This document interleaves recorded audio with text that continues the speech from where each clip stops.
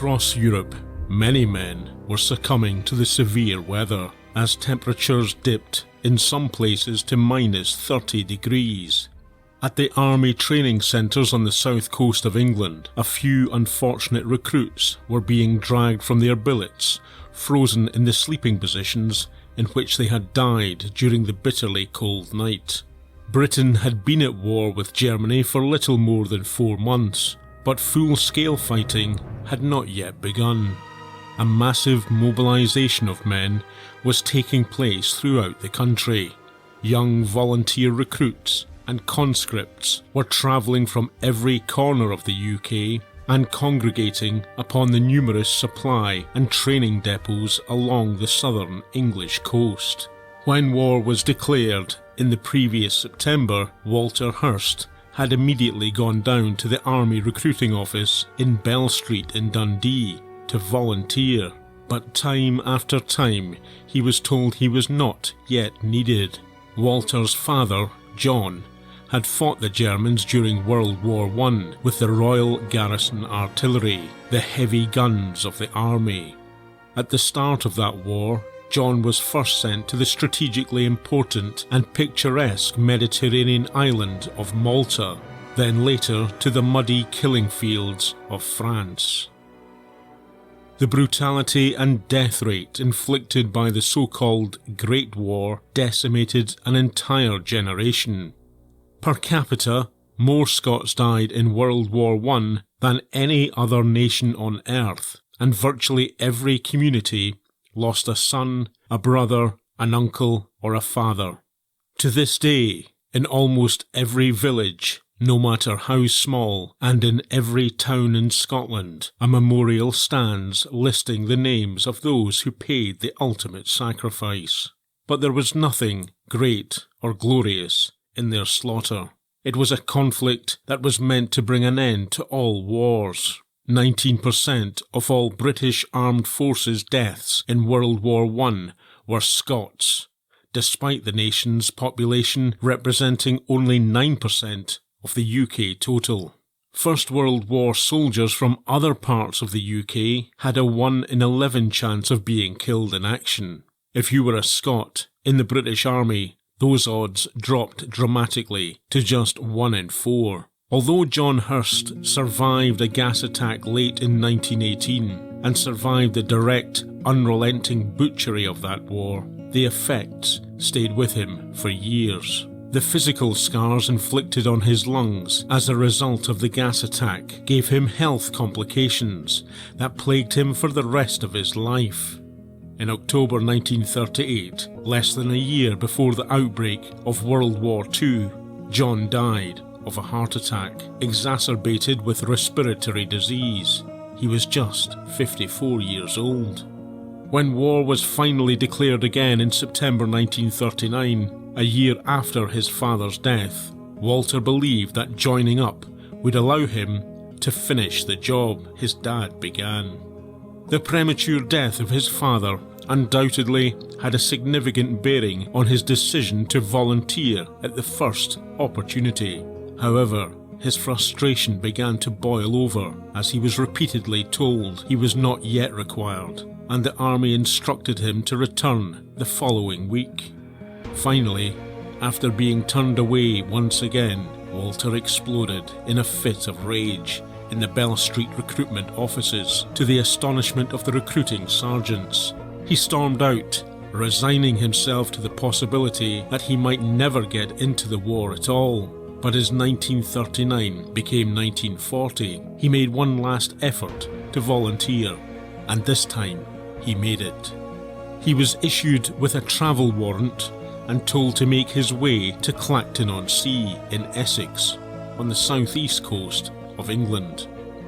Charles Napier had just finished his apprenticeship when conscription papers came through to his home in Cooper Angus in rural Perthshire. A joiner to trade, he dutifully resigned from the job he was working on in the northeast, and on the 5th of January he headed to the recruiting centre at Woolman Hill in Aberdeen, only to be told, like Walter, that the army wasn't quite ready for him. He asked one of the NCOs, the non-commissioned officers what he was to do with himself in the meantime. He had no job to return to and no means to support himself, and so the recruiting officer recommended that he volunteer for one of the engineering companies.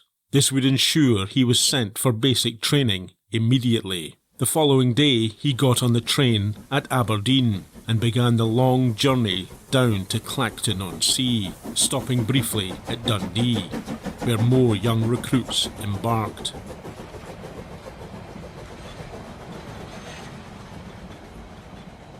It was a time when long-distance travel for work, or indeed holidays, was uncommon for ordinary working-class people, and this trip was to prove anything but a holiday.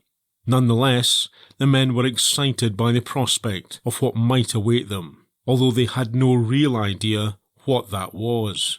Most were motivated simply by a modest, quiet sense of duty, a reflection of the social mores that existed at the time.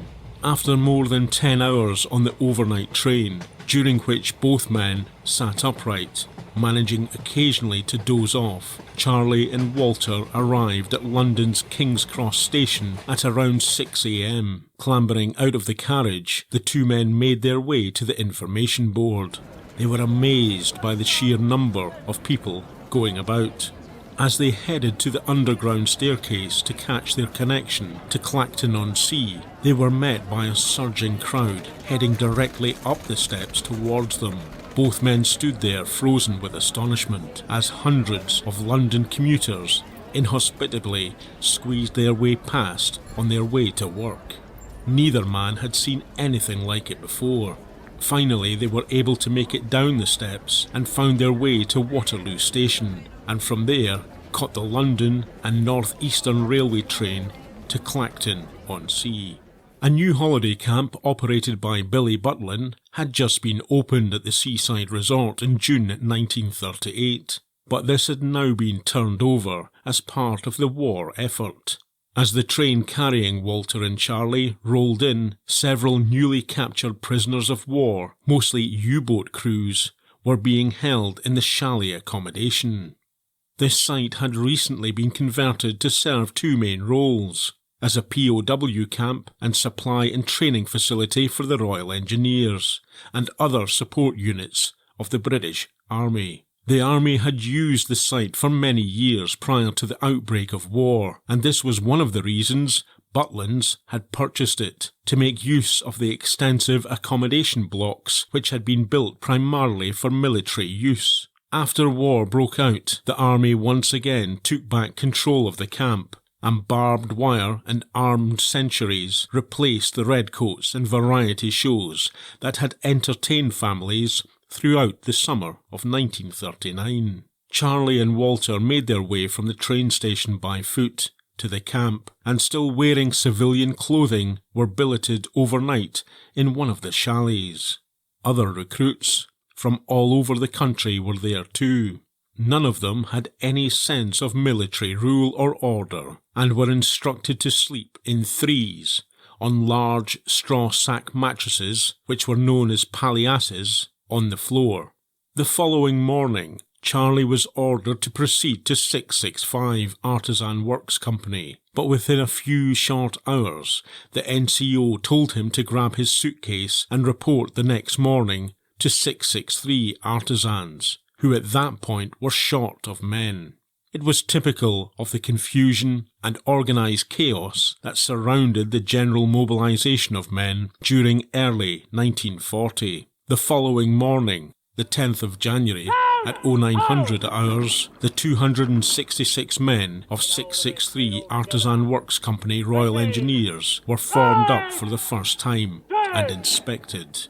Charlie was to regret his transfer out of 665, as he later learned that after his evacuation from France in June 1940, that company was redeployed and stationed in Aberdeen, a short journey from his home. 663, by contrast, were to be sent to the Faroe Islands, halfway between Shetland and Iceland, in the middle of the North Atlantic Ocean, with no prospect of home leave.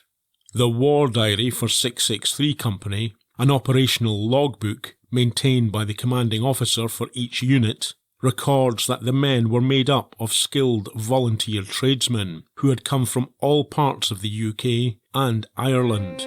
Initially, Second Lieutenant Holloway was ordered to take command of the company during the 2 weeks basic training that the new recruits were to receive.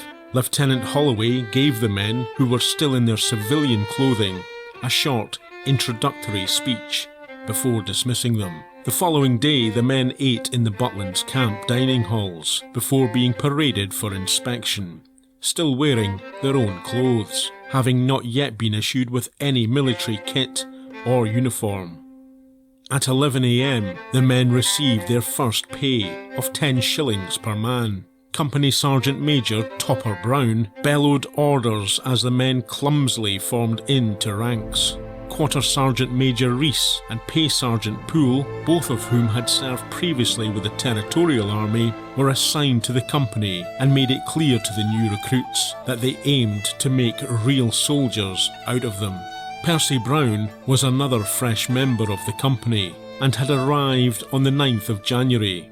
Decades later, he would still recall vividly the bitterly cold weather at the time and the icier Sergeant Major Topper Brown, whose surname was the only thing the two men had in common.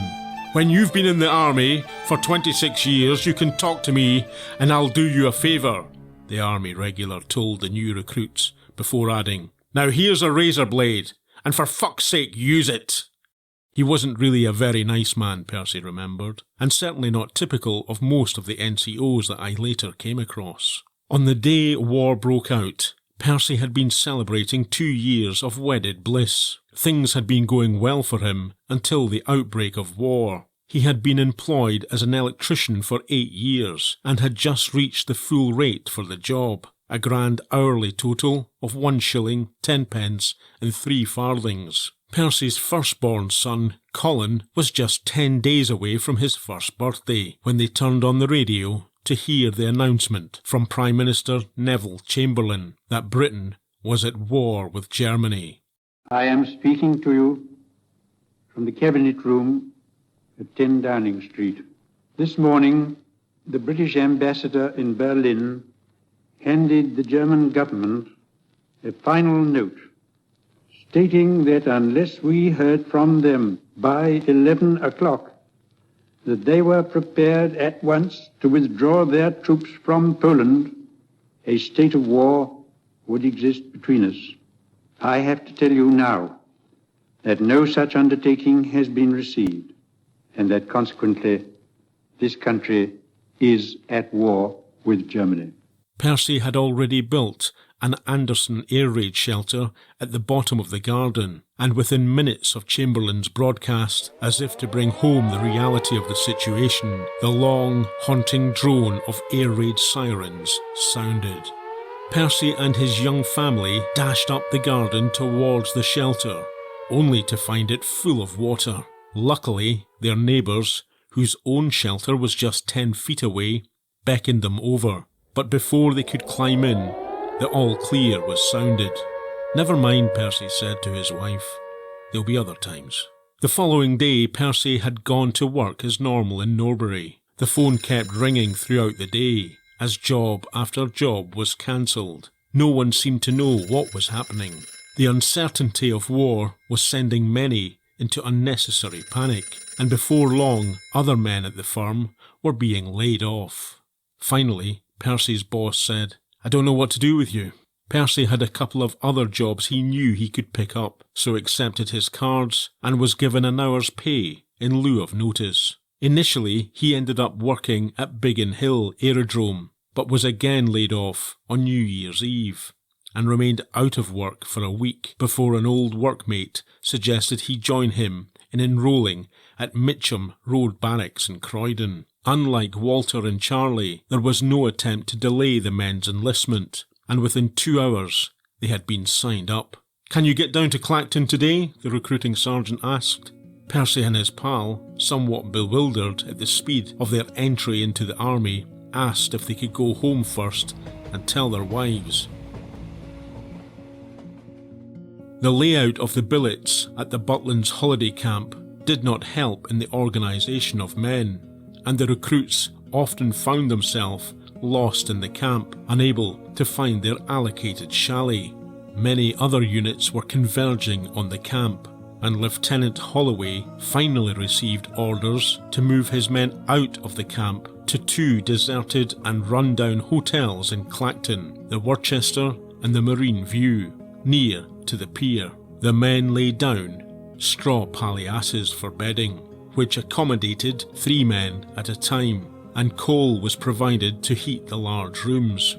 Lieutenant Holloway noted in the company war diary that the short winter days were particularly cold. 100 of the men were billeted on the ground floor of the Worcester, and the remainder at the Marine View, which still operates as a guest house today. 2 days after the company was formed, their great coats and boots were issued, and the company divided into 5 temporary sections for drill purposes. Being an artisan works company, selection to different sections would ultimately be determined by individual trade skills to ensure an equal distribution of tradesmen throughout the company. 663 were made up chiefly of joiners, bricklayers, electricians, and supported by other trades.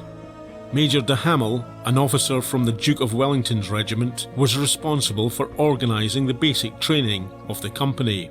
"You men are little more than civilians in soldiers' clothing," he berated the assembled company on their first full day of basic training.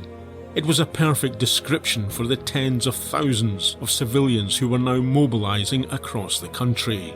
By today's military standards, 2 weeks basic training was hopelessly inadequate for the task these young men were expected to undertake, albeit 663 Artisan Works Company should, theoretically, be deployed many miles behind the front lines, working principally on support infrastructure.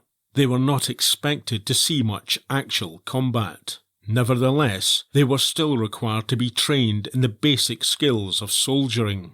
By contrast, German forces had been in training for years and were perfecting a new type of combat warfare called blitzkrieg, a lightning, full frontal assault that swept aside all in its way.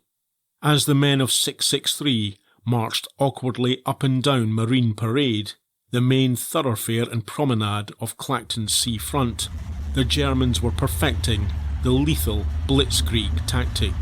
This new type of warfare used fast-moving and lightly armoured vehicles together with close air support to inflict a devastating punch against enemy troop formations. Formations that had altered little since the end of the First World War.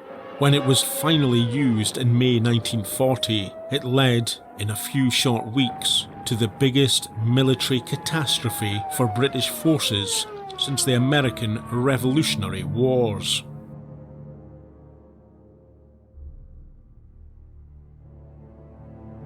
Blitzkrieg, Lightning War, had been developed by an enthusiastic German army officer, Hans Guderian, who had written a pamphlet called Achtung Panzer, and which Adolf Hitler had subsequently read. Hitler was, according to eyewitness accounts, enthralled by Guderian's new tactic that focused on speed and rapid troop movement. Guderian told Hitler that if his tactic was acted upon, he could reach the French coast at the English Channel within weeks. Fellow German officers openly mocked Guderian and told Hitler that the plan was impossible. Hitler disagreed, and with his own bitter personal memories of the stagnant and grinding First World War, he approved the new military method. The subsequent success of it in May and June 1940 was used with equal effectiveness against the massive armies of the Soviet Union the following year.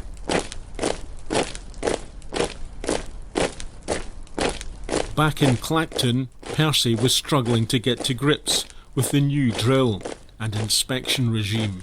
The men were issued with .303 Lee Enfield rifles. These had been standard issue for troops during the last war. The .303 had been first brought into service with the British Army in 1903 and had seen only a few modifications during the intervening years. During one inspection of rifles, Sergeant Major Topper Brown yelled at Percy, "I can't see down your barrel, sapper!" "Well, you wouldn't," Percy replied matter-of-factly. "It's full of grease." In plain Sergeant Major language, Percy was told how to remedy that problem. In the Royal Engineers, the ordinary ranks of men were known as sappers, derived from the French word sap, meaning spadework or trench, but generally accepted in place of the term private, which was the common term used for most other non-officer ranks of the British Army.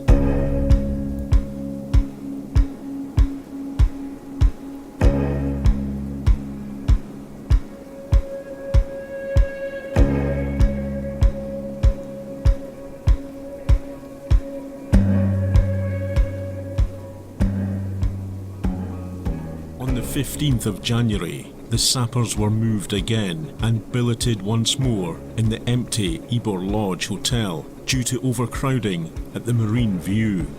The following day, the company's new commanding officer arrived. Captain Richard George Morgan was a Welshman and experienced veteran of the First War. Morgan had an impeccable military career and had won the Military Cross during a 2-day engagement with German forces in November 1918, just 3 days before the end of the war. He had commanded a unit of the Royal Field Artillery, and his medal citation read, Lieutenant Richard George Morgan, Royal Field Artillery, attached to the 310th West Riding Brigade, Royal Field Artillery, for conspicuous gallantry and perseverance on the 6th and 7th of November 1918 at Le Trégor and near Hargean and the Ardennes. He kept in close touch with the attacking infantry, advancing his guns in the face of intense fire so as to afford them the utmost support. The following day he carried out a similar task, advancing his section on very bad tracks through heavy shell fire. He made several reconnaissance throughout the day, which enabled him to afford effectual support to the infantry. Morgan had joined the army as a private in the Queen's Royal West Surrey Regiment in 1914 and was initially posted to India, where he served as a lance corporal with the 15th Battalion. By December, and only a few short days after arriving in India, Morgan's unit were sent to Mesopotamia, now modern-day Iraq in Syria, and the reputed cradle of civilization. Soon after, Morgan's battalion was attached to the Northumberland Fusiliers, and he was promoted on the 16th of November 1915 to the rank of second lieutenant. Such a rapid promotion strongly suggests he was a determined and outstanding soldier. Shortly after, he was transferred to France and the 4th Battalion North Staffordshire Regiment, who landed at Le Havre on the 7th of October 1917. After another promotion, Morgan joined the Royal Field Artillery with the rank of lieutenant and was involved in a number of engagements in northern France, right up until the end of the war. Whilst most soldiers of World War I who survived chose to be demobbed and return to their families, Morgan instead decided to continue his army career despite the horrors he had witnessed. But the First World War had hardened him, and he was a tough disciplinarian who took no nonsense from either the ordinary ranks or officers under his command. As World War II got underway, Morgan had been training anti-tank crews at a base outside Arbroath, a few miles northeast of Dundee, and which now serves as the base for 4-5 Commando Royal Marines. Morgan had risen to the rank of captain in the 53rd Anti-Tank Training Regiment, part of the Royal Artillery, but due to the chronic shortage of officers in the Royal Engineers, he had been transferred and received orders to travel to Clacton to take command of 663. He had, according to his men, a strong, thick Welsh accent, but his embrace of the officer class and their posh upper-class accents had resulted in a peculiar alteration of his own voice. This meant he was unable to clearly pronounce words with the letter R in them, replacing them instead with W's, which caused some suppressed amusement and billet room mimicry among his men. What was immediately clear to the men, however, was that Morgan was not a man to be humoured and was a strict authoritarian, a gritty, war-hardened soldier of his day. He was a bit of a Hitler character in those early days, Charlie Napier later recalled. He was very strict. On the 17th of January, Morgan supervised the issuing to the men of steel helmets and respirators. He had seen it firsthand, the dire, indiscriminate carnage caused by gas attacks during the First War, and knew that the respirators offered only limited assistance if a sustained chemical assault were to take place. Walter also knew from his father's experience that the gas masks offered only limited protection. That same day, snow fell heavily in many parts of the UK, and in Clacton 30 centimetres was recorded. The landscape became covered by a thick white blanket, which offered no additional warmth to the men of 663. During this time, some of the men had managed to acquire a cockerel, presumably from a nearby farm, and for a short while, Ginger George was the official company mascot.